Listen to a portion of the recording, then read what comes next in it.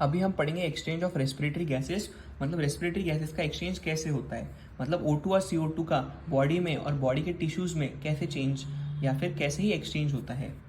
So mostly जो CO2 और O2 का जो एक्सचेंज है वो इसी सिस्टम के अंडर होता है, जिसमें हम पार्टिसिपेट करते हैं lungs, right side of heart, left side of heart और बॉडी टिश्यूज़। लंग्स से लेफ्ट साइड ऑफ हार्ट में जो वेन जाती है वो है पल्मोनरी वेन। लंग्स में जो ऑक्सीजनेटेड ब्लड बना है वो पल्मोनरी वेन के through left side of heart में जाता है।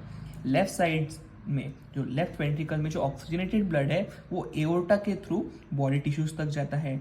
बॉडी टिश्यूज से सुपीरियर वेना केवा और इंफीरियर वेना केवा एसवीसी और आईवीसी डीऑक्सीजनेटेड ब्लड लेके राइट साइड ऑफ हार्ट तक आते हैं, और फिर राइट साइड ऑफ हार्ट में जो डीऑक्सीजनेटेड ब्लड है वो पंप होके पल्मोनरी आर्टरी के थ्रू लंग्स में जाता है।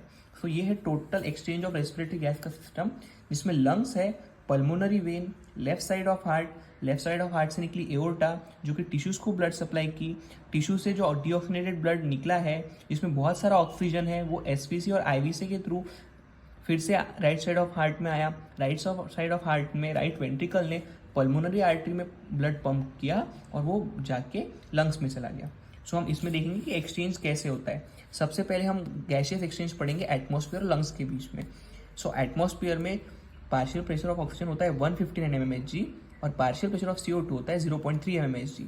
लंग्स में ऑक्सीजन का प्रेशर होता है 104 mmHg और CO2 का कॉन्सेंट्रेशन कंपैरेटिवली एटमॉस्फेयर के कंपैरेटिवली ज़्यादा होता है, वो होता है 40 mmHg।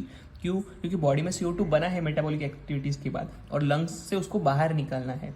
सो इसलिए यहाँ partial pressure of carbon dioxide ज़्यादा होता है और एटमॉस्फेयर में ऑक्सीजन ज़्यादा होगा और लंग्स में ऑक्सीजन कम होगा।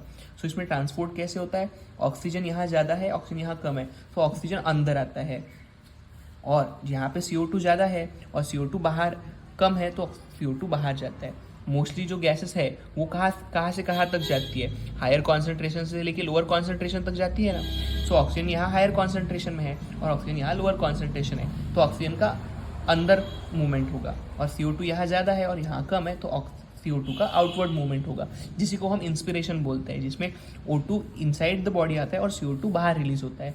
सो ये हो गया ऑक्सीजन और CO2 का transport at atmosphere and lungs level या फिर एल्वियोलाई लेवल। सो ये था first stage of exchange of respiratory gases.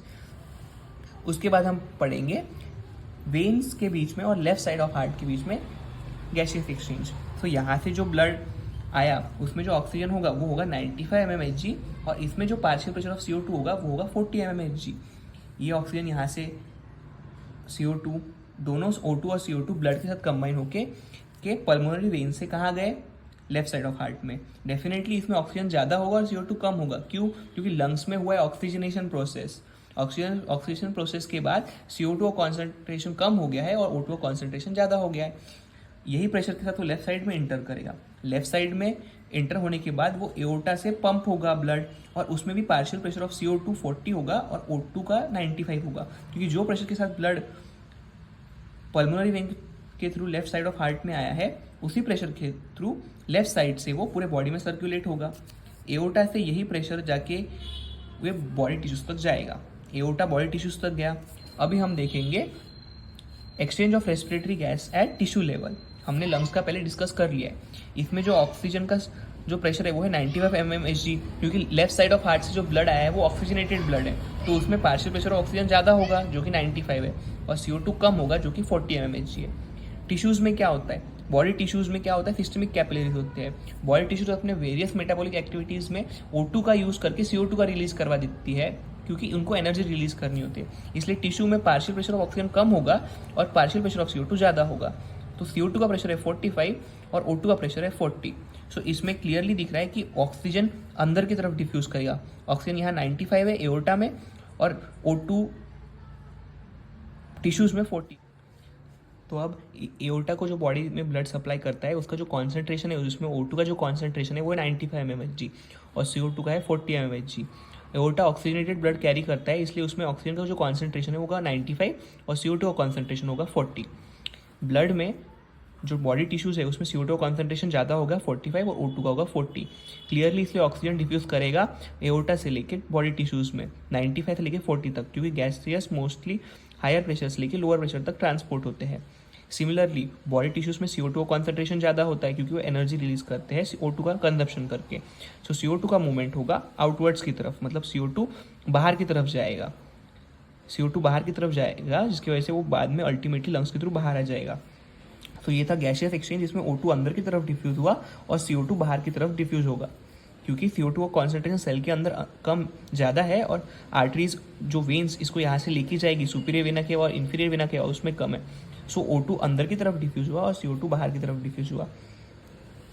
उसके बाद ये जो ऑक्सीजन और CO2 है वो सुपीरियर वेना केवा और इन्फीरियर वेना केवा के ब्लड के थ्रू ट्रांसपोर्ट होंगे। जो यहाँ पे जो कॉन्सेंट्रेशन था CO2 का वही यहाँ होगा और जो यहाँ पे O2 का कॉन्सेंट्रेशन था वो यही होगा।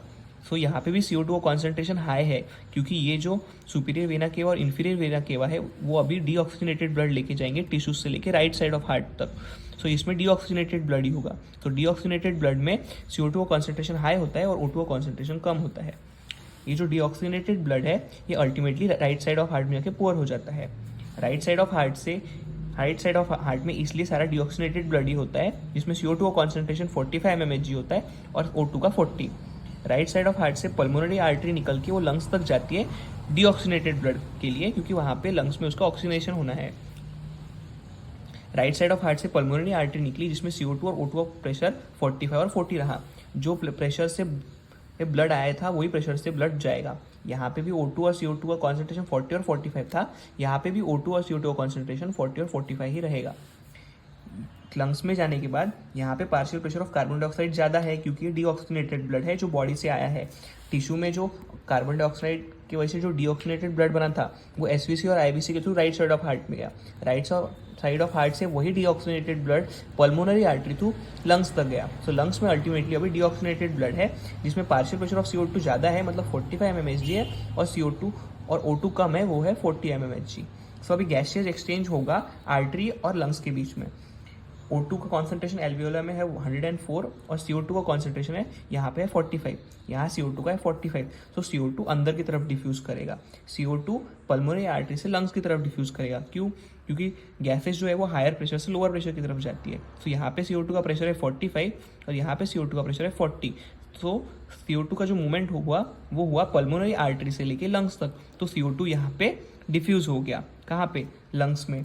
अल्टीमेटली जो CO2 बॉडी टिश्यूज़ में बना था, यहाँ पे जो CO2 बना था बॉडी टिश्यूज़ में रेस्पिरेशन के बाद, वो अल्टीमेटली पास होके लंग्स तक पहुँच गया और लंग्स से अभी ये CO2 बाहर चले जाएगा। यहाँ पे CO2 का प्रेशर ज़्यादा था, 45 था, यहाँ पे CO2 का प्रेशर कम था, तो CO2 अंदर डिफ्यूज़ हुआ। अब CO2 यहाँ से कहाँ चला जाएगा? एटमॉस्फेयर में। कैसे? प्रेशर ग्रेडियंट की वजह से। फिर से यहाँ पे CO2 का जो कॉन्सेंट्रेशन है वो है 40 mmHg और एटमॉस्फेयर में O2 का कॉन्सेंट्रेशन कम होगा जो कि होगा 0.3 mmHg, इसलिए CO2 अभी लंग्स से बाहर एटमॉस्फेयर में चला जाएगा। तो अब CO2 का मूवमेंट आउटवर्ड्स हो गया। पहले CO2 यहाँ से यहाँ आया, पल्मोनरी आर्टरी से वो लंग्स में आया प्रेशर ग्रेडियंट की वजह से, और अब CO2 लंग्स से बाहर एटमॉस्फेयर में एक्सक्रीट आउट हो गया। और यही हमारा मेन मोटिव था कि रेस्पिरेटरी एक्सचेंज में जो गैसेस है जिसमें O2 बॉडी में यूटिलाइज हो जाए और CO2 एक्सक्रीट